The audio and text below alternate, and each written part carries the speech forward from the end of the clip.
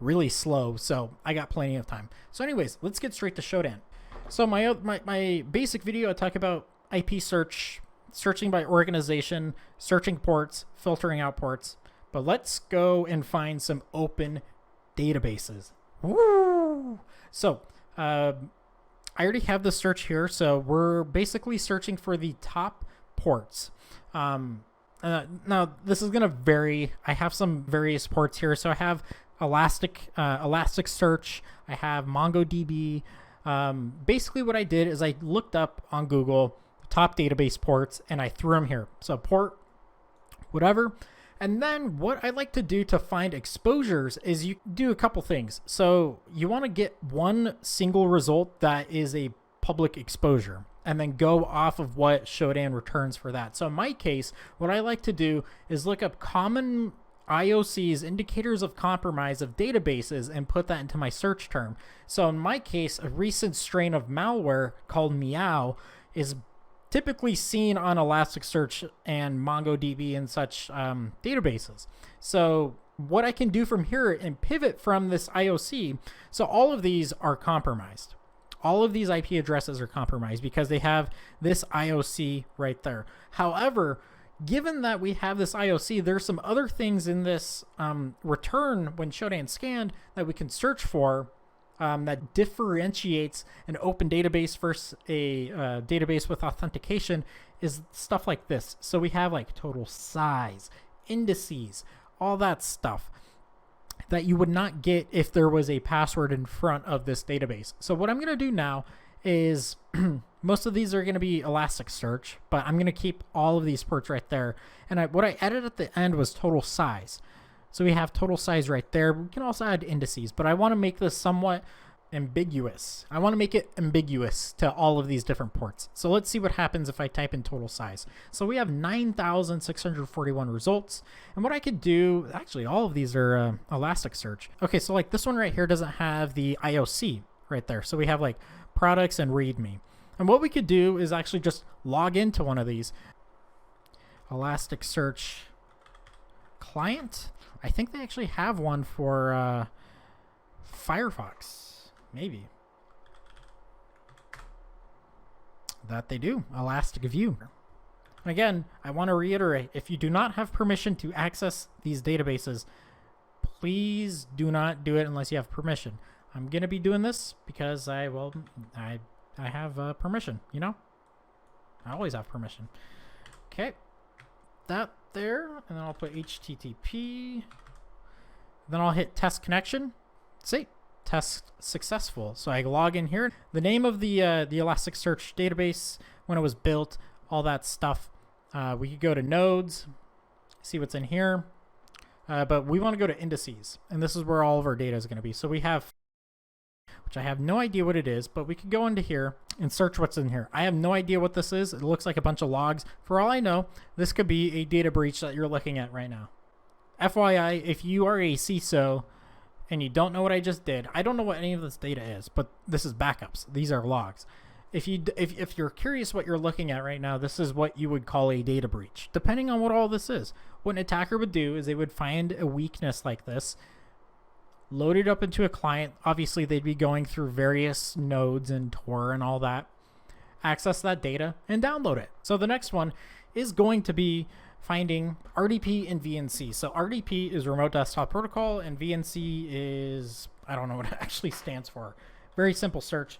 Port 3389 is going to be RDP, 5900 and 5800 are the VNC ports. I think, yeah, 58 and 5900. So there you go. Right there. We have 3.5 million results of Remote Desktop Protocol and VNC. If you want to find exposed ones, it's very easy to do. Has screenshot true. Okay, so 1.1 million results of exposed RDP and VNC systems. Very cool. Always fun. You could type in things that might be sensitive. So accounting, maybe, or finance, or tax. So sign into accounting. We could do things like HR. I'm sure there's plenty of those. 781 results with HR in it. It's a very simple search. I'll put a link down below to a search you can do to find when authentication is actually disabled on RDP. And what you could do is every Windows computer has the type in remote desktop on the Windows logo down there and just connect to whatever IP address. Okay, so with that, let's go ahead and take a look at anonymous FTP. So this one's going to be port 21. So port 21 is FTP. But for the most part, you're going to get results that look like this. FTP server does not allow for anonymous logins. This one, however, does allow for anonymous logins. So we know that this a response of 220 saying you are number 7 out of 1,000. So 230 user logged in. So let's do 230 in quotes. 315,000 results. And we got 230 anonymous logged in. Anonymous logged in. Let's take this one. Let's go back to our web-based FTP client. Hit login.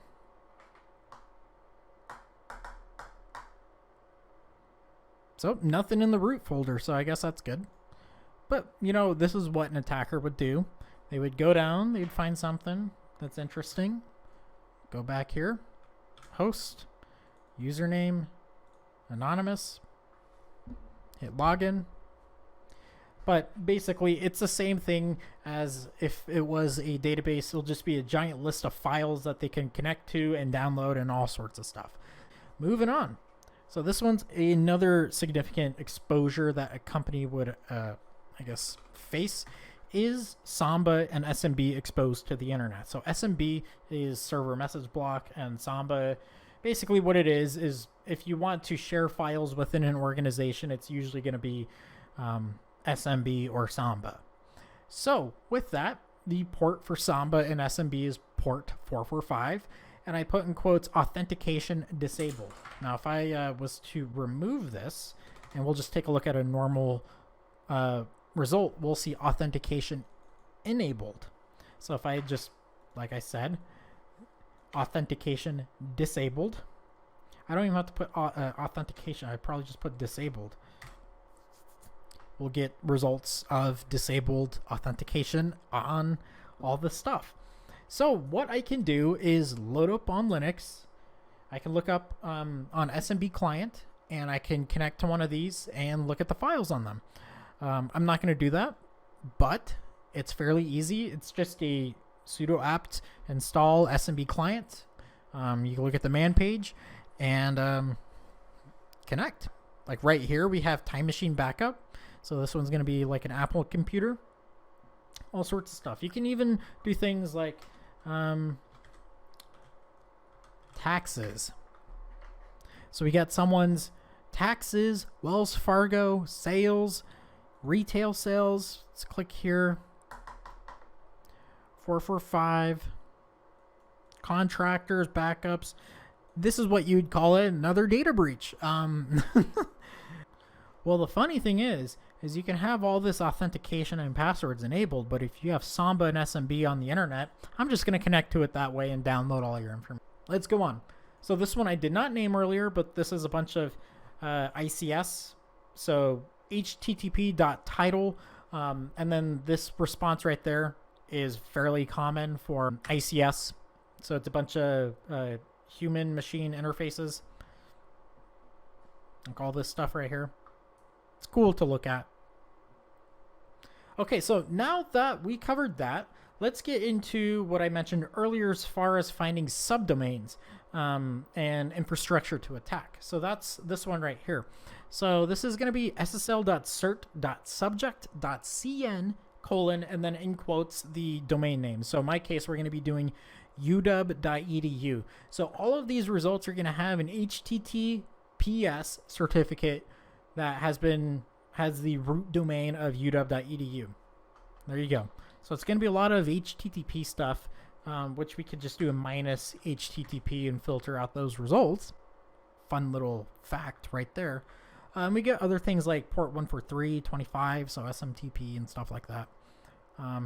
Weird to see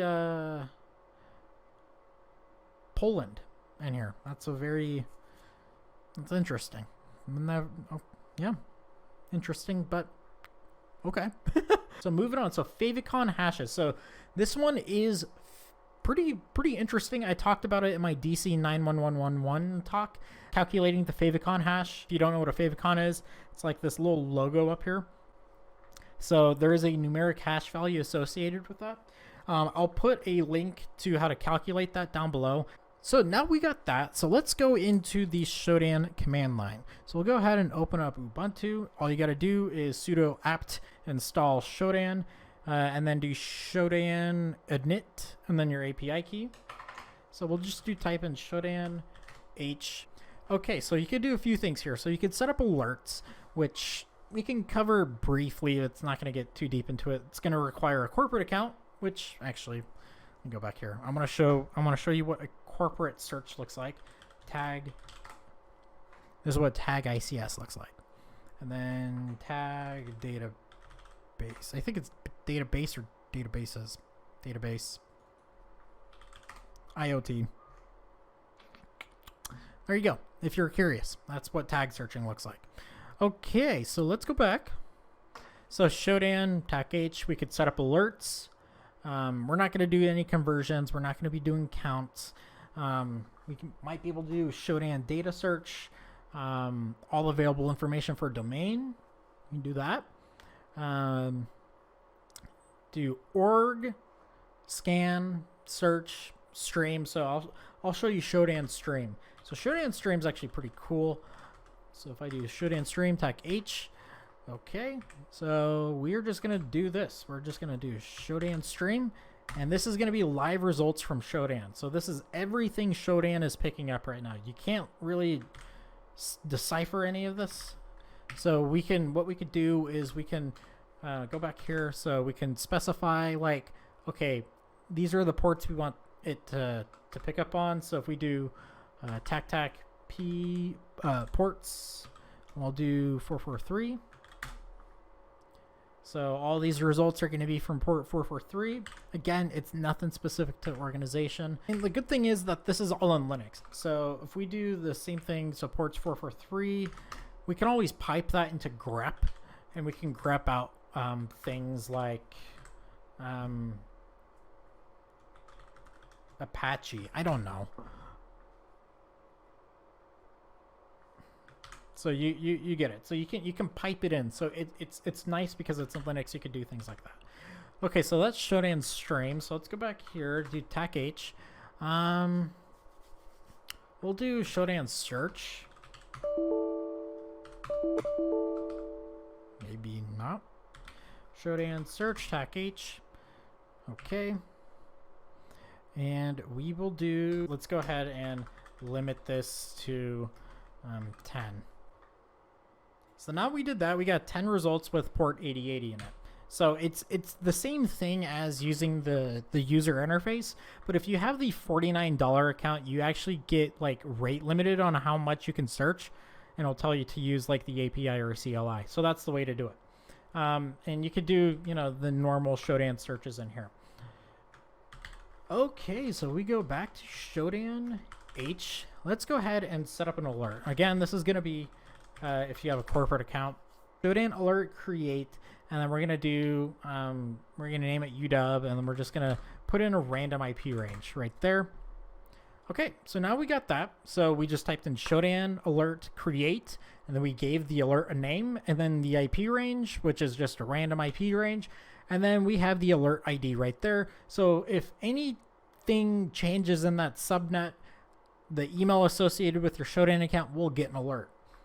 And then we could do triggers. So that's what we want.